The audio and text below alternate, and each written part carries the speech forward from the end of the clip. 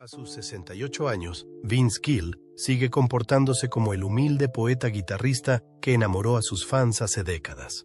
Pero detrás de su voz de terciopelo y de sus estantes de premios Grammy, hay una faceta de Gill que el público rara vez ve. El crítico silencioso, el competidor feroz, el hombre que ha mantenido sus verdaderos sentimientos enterrados bajo décadas de encanto country. A lo largo de su carrera, a Gill le molestaron los artistas que buscaban la fama por encima del oficio, que se saltaban las reglas de la tradición o que no respetaban el género que él había defendido durante toda su vida. Y ahora, en una entrevista reciente, Vince Gill revela los nombres de esos 7 artistas. Puede que creas que conoces a Vince Gill, pero después de esto, nunca volverás a escuchar su música o la de ellos de la misma manera. Empecemos por el principio, antes de la fama, antes de las disputas. Porque para cuando lleguemos a la última persona de su lista, te estarás cuestionando todo lo que creías saber sobre la realeza del country. La creación de Vince Gill creció en Norman, Oklahoma. No es exactamente Nashville, pero lo bastante cerca como para soñar. Vince Gill nació en un hogar lleno de música y duras lecciones. Su padre era juez federal y músico a tiempo parcial. Estricto, pero cariñoso. De él aprendió Gill tanto la disciplina como a tocar la guitarra. Lecciones que darían forma no solo a su música, sino a toda su identidad. El camino de Vince hacia el éxito estuvo plagado de sinsabores. Se unió a bandas de bluegrass en sus primeros años, trabajando duramente en pequeños conciertos, durmiendo en furgonetas y aceptando cualquier paga que pudiera reunir. Aprendió a sobrevivir a base de talento, agallas y el apoyo de otros músicos que reconocieron su excepcional don. Pero todo cambió cuando se unió a la banda de country rock Pure Prairie League. Su voz hizo girar cabezas, y esta vez no se colgó. En los años 80 y 90, se convirtió en un fijo de la escena country. 21 premios Grammy, innumerables CMA y el respeto de todos los rincones de la industria. Se hizo famoso como compositor de compositores, un músico que nunca tomaba atajos ni perseguía tendencias. Su guitarra hablaba con elegancia, sus letras con honestidad. Pero con ese éxito vino algo más, la decepción. Porque entre bastidores, Vince vio cómo el género que amaba empezaba a cambiar. Más rápido, más llamativo, más comercial. La música country estaba cambiando, y no siempre de una forma que él respetara. Vio cómo los artistas ascendían gracias a su imagen y no a su talento. Vio cómo las canciones genuinas dejaban paso a las fórmulas del mercado de masas. Los premios empezaron a recaer en artistas que, en su opinión, no habían demostrado su valía, que habían construido sus carreras a base de trucos, eslóganes e impacto más que de sustancia. Se sentaba en las galas de premios y aplaudía cortésmente, aunque le hirviera la sangre. Vio cómo los artistas hacían playback, mientras los músicos de verdad eran relegados a la sombra. Vio cómo los ejecutivos de la industria premiaban a artistas que hacían política en lugar de tocar instrumentos. Y lo peor de todo, observó el corazón de la música country. La verdad, la lucha, la humildad son reemplazadas por filtros, flash y rebelión fabricada. Se mordió la lengua durante años, pero ahora se ha quitado los guantes. Vince nunca dio nombres hasta ahora. Kris Kristofferson. Pasamos la noche. Es genial. Wyoming Lord es genial. ¿Dirías que este tipo es un gran cantante? No necesariamente. Esto sorprendió incluso a los fans de toda la vida, porque durante décadas, Vince Gill elogió públicamente a las leyendas, a los grandes que allanaron el camino. Pero entre bastidores, había un nombre que, según los conocedores, Vince evitaba por completo: Kris Kristofferson. Venían de mundos diferentes. Kris era el poeta fuera de la ley, crudo, andrajoso, impredecible. Se colaba en las fiestas, arrastrando las palabras en las entrevistas y, aún así, se ganaba el respeto de la sala. Vince, en cambio, era preciso, pulido, un técnico en el estudio y un perfeccionista en el escenario. Valoraba la habilidad técnica, la estructura lírica y el control vocal. Y aunque Vince nunca atacó abiertamente a Kristofferson, había algo en la forma en que esquivaba su nombre en las entrevistas, algo en las largas pausas, algo no dicho, pero sentido. Una anécdota de un ensayo de la CMA circuló durante años. Al parecer, cuando Kristofferson tenía que actuar, Vince se marchó antes de tiempo, murmurando algo sobre no ver otro choque de trenes en el escenario. Nunca se confirmó, pero en Nashville, este tipo de historias no necesitan confirmación. En privado, se decía que Vince se sentía profundamente frustrado por la forma en que los críticos idealizaban el desorden de Kristofferson, calificándolo de auténtico, descarnado y real, mientras que otros intérpretes más hábiles, que practicaban sin descanso, pasaban desapercibidos. Un amigo íntimo de Vince dijo una vez: "No es profundo, es chapucero. Bajamos el listón y lo llamamos genialidad". No odiaba el éxito de Kristofferson.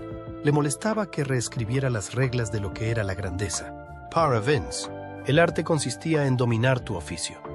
Chris, a sus ojos, se había saltado la disciplina y había sido recompensado por el daño. Pasaron los años y la tensión nunca desapareció del todo. No hubo duetos, ni homenajes, ni colaboraciones. Incluso cuando Vince organizaba actos en honor de otros grandes de la época de Kristofferson, su nombre brillaba por su ausencia, como un fantasma que quedaba fuera de la lista de invitados. Y ahora, en un raro momento de honestidad, Gill finalmente lo incluyó en la lista, no por maldad, sino porque la brecha era demasiado profunda para negarla. Pero si Vince veía a Kristofferson como un símbolo del caos, el siguiente artista representaba algo aún peor a sus ojos: el momento en que la música country vendió su alma. Garth Brooks. Es casi un sacrilegio sugerir una tensión entre Vince Gill y Garth Brooks, dos titanes de la industria, dos nombres grabados en el ADN de la música country. Pero si conoces la historia, si has seguido las sutiles señales, la división se hace imposible de ignorar. Vince era el artesano, el poeta silencioso, el tipo que se pasaba horas perfeccionando un solo, reescribiendo un verso hasta que parecía verdad. Garth aportó al género pirotecnia, micrófonos de diadema y un ego del tamaño de un estadio. Convirtió los conciertos de country en espectáculos de rock, y para algunos, incluido Vince, parecía que se estaba pisoteando algo sagrado. No eran solo las actuaciones, era la filosofía. Gill valoraba el matiz, la contención, la melodía. Garth valoraba el movimiento, el destello, la escala. Mientras Vince interpretaba Heartbreak with a Whisper, Garth lo hacía rugiendo en estadios con las entradas agotadas. Gill se veía a sí mismo como un administrador de las raíces del país. Para él, Garth fue el artífice de su revolución comercial, para bien o para mal. En una entrevista, Gill lamentó que hubiéramos perdido las historias en la música country. Nunca señaló directamente a nadie, pero los fans conectaron los puntos. No tuvo que decir el nombre de Garth. Todos sabían quién reescribió las reglas y desvió el río. Y cuando Garth empezó a llenar estadios y a dominar las galas de premios, muchos pensaron que el alma del country se estaba desvaneciendo. Y Vince, con sus baladas lúgubres y sus solos de guitarra, estaba siendo apartado en silencio. Dicen que Vince se mostraba amable en público, pero lamentaba en silencio en qué se había convertido el género. Al parecer, rechazó la oportunidad de entregar a Garth el Lifetime Achievement Award, no por amargura, sino porque no podía fingir una admiración que no sentía. No era solo un choque estilístico, sino filosófico. Para Vince, la música country no tenía que ver con fuegos artificiales o crowdsurfing. Se trataba de contar historias, de raíces, de humildad, y Garth, con todo su éxito, representó una época en la que esos valores se perdieron en el rugido de la multitud. ¿Fueron los celos? ¿O simplemente la angustia de ver un género transformarse más allá del reconocimiento? Tal vez ambas cosas. En cualquier caso, Gill nunca celebró las victorias de Garth, no aplaudió en las ovaciones de pie, nunca se presentó en los asientos de primera fila. A continuación, un rompecorazones con salmonete que hizo explotar el country por todas las razones equivocadas. Billy Ray Cyrus, Ají, Breaky Heart, hizo de Billy Ray Cyrus un nombre familiar de la noche a la mañana. Era pegadizo, fue viral antes de que lo viral existiera, y envió la música country directamente a la historia de la cultura pop. Pero no todo el mundo aplaudía. Vince Gill, cuya formación musical se basa en la complejidad del jazz, la composición de canciones profundas y los valores tradicionales del country, consideró que la canción era un insulto a la verdadera musicalidad. En una sala verde de la CMA, se oyó a Gill bromear diciendo que la canción de Billy Ray hacía retroceder 10 años a la música country. Y no fue un comentario aislado. Esa cita corrió como la pólvora entre los conocedores de la industria, alimentando la especulación de que Gill veía a Billy Ray como una amenaza para la integridad del género. Para Vince, la música country debía tratar de historias, dolor, esperanza, ¿verdad? Pero llegó Billy Ray, con un gancho de una sola línea, una moda de baile y un motor de marketing tan grande que ahogó todo lo demás. Gill dijo una vez que la canción no era country, era karaoke con un salmonete. Nunca colaboraron ni compartieron escenario, y si se cruzaban en el pasillo, se decía que, en el mejor de los casos, eran gélidos. Mientras algunos artistas intentaban equilibrar la innovación con el respeto a las raíces, Billy Ray parecía correr en dirección contraria. Se inclinó por el flash, el pelo, las caderas, el gimmick. Para Vince, todo aquello parecía una parodia de lo que se suponía que debía ser el country. Sincero, arraigado y nacido de la experiencia vivida.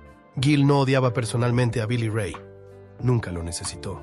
Pero no podía soportar lo que Billy Ray representaba, un auge de la música efectista, impulsada por la imagen, con más estilo que sustancia, que empezó a empujar a Nashville en una dirección a la que Gill se había pasado la vida resistiéndose. ¿Y la siguiente artista? Vendió más discos que casi nadie en la historia del género. Y Gill no soportaba el sonido de sus discos. Shania Twain. Para el mundo, Shania Twain era la reina del country pop. Su ascenso fue meteórico, rompedor, clamoroso e imparable, pero para muchos puristas, entre ellos Vince Gill, era algo totalmente distinto, una disruptora. Su lustrosa producción, sus ganchos pop y su enorme atractivo crossover dejaban poco espacio para el tipo de música cruda y de raíces que defendía Gill. A su estela siguió una oleada de artistas que perseguían la misma fórmula elegante, dejando atrás la tradición en favor de melodías probadas en el mercado y videos musicales millonarios. Aunque nunca la nombró directamente, Gill dijo una vez que habíamos perdido una generación de auténticos aficionados al country persiguiendo éxitos radiofónicos. Más tarde añadió, a veces olvidamos en qué género estamos. Para los fans de toda la vida, no era difícil leer entre líneas. Y mientras la mayoría de las leyendas de la industria acababan cruzándose, compartiendo homenajes, duetos o al menos un escenario, Gill y Twain nunca lo hicieron, ni durante su ascenso, ni en las galas de entrega de premios, ni siquiera en los homenajes por géneros en los que sus nombres podían estar uno al lado del otro. Para dos artistas masivos en el mismo carril, ese silencio no solo era incómodo, sino ensordecedor, a puerta cerrada. Algunas personas de dentro decían que Vince vio el ascenso de Shania como un punto de inflexión, cuando Nashville empezó a perseguir tendencias en lugar de talento, y cuando la música country empezó a sonar a cualquier cosa menos a eso. ¿Y el siguiente nombre? Redefinió el bro country y dejó a Vince sacudiendo la cabeza. Jason Aldean. Jason Aldean irrumpió en escena con gorras de béisbol, guitarras pesadas y letras que se inclinaban más hacia los camiones, el whisky y los tailgates que hacia el desamor y la verdad. Su sonido era fuerte, su marca audaz y su base de fans explotó casi de la noche a la mañana. Pero aunque el público general lo acogió con entusiasmo, no todo el mundo quedó impresionado en Nashville.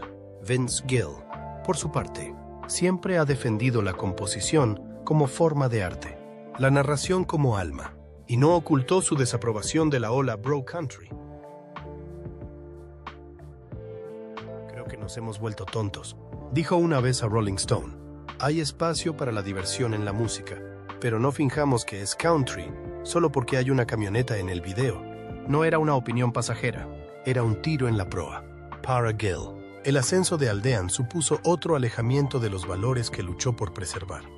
La producción ruidosa, las letras superficiales y lo que Gill llamó marketing de estilo de vida por encima. De la experiencia vivida nunca fueron lo que la música country creía que representaba, aunque Aldean y Gill han actuado en importantes festivales de country. Nunca han compartido cartel. Y los conocedores dicen que Gill se ha negado discretamente a presentar o asistir a cualquier evento en el que Aldean fuera el cabeza de cartel. No se trataba de ego, sino de identidad. Gill no podía apoyar lo que Aldean representaba. La distancia no era solo estilística, era filosófica. Uno construyó su legado sobre la sustancia, el otro sobre el espectáculo.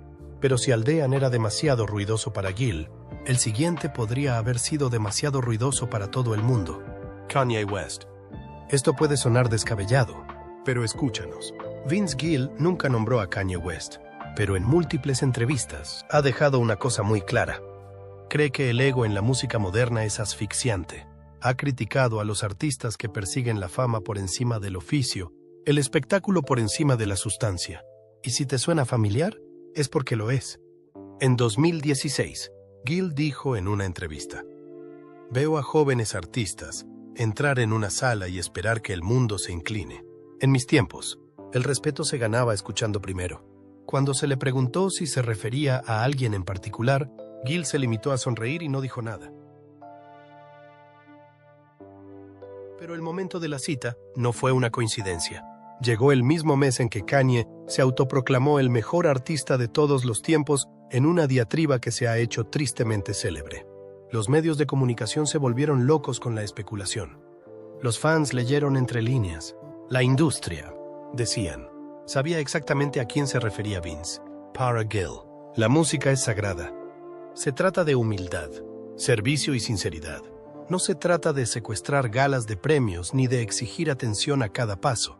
Y Kanye, intencionadamente o no, se convirtió en la encarnación de todo aquello a lo que Vince parecía oponerse. El caos sobre el control, el culto a uno mismo sobre el alma, nunca se han cruzado, nunca ha hecho falta, porque para Vince no se trataba de géneros, se trataba de valores.